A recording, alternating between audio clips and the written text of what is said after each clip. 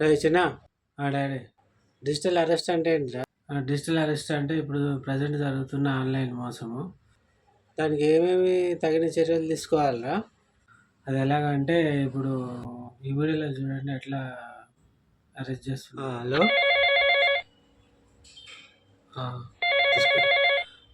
ఎవరండి? మేము cyber cell నుంచి ఫోన్ చేస్తున్నాము. సైబర్ సెల్ అదేంటండి? డిపార్ట్మెంట్ అక్కడి నుంచి ఫోన్ చేస్తున్నాము. చెప్పండి సార్.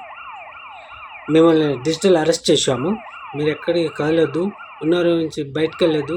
ఫోన్ చేసిన వెంటనే స్విచ్ ఆఫ్ చేయొద్దు. దయచేసి ఎటు కదలొద్దు.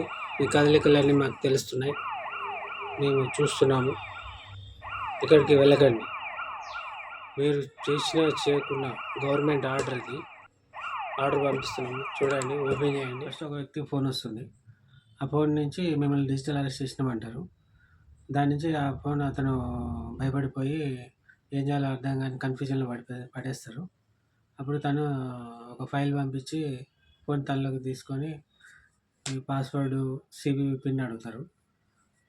అదొక టైపు. రెండో టైప్ ఏంటంటే ఈ డిజిటల్ అరెస్ట్ చేసినాము, మిమ్మల్ని హౌస్ అరెస్ట్ చేసినాం అని చెప్పి ఎటు కదలొద్దు, ఒక రూమ్లోనే ఎటు నుంచి ఎవరికి కాల్ చేయొద్దు, ముఖ్యంగా పోలీసులకు చేయొద్దు, మేమే పోలీసులము, ఒకవేళ పోలీసులని వేరే వాళ్ళకి చెప్పినా వాళ్ళని అరెస్ట్ చేస్తామని బెదిరిస్తారు.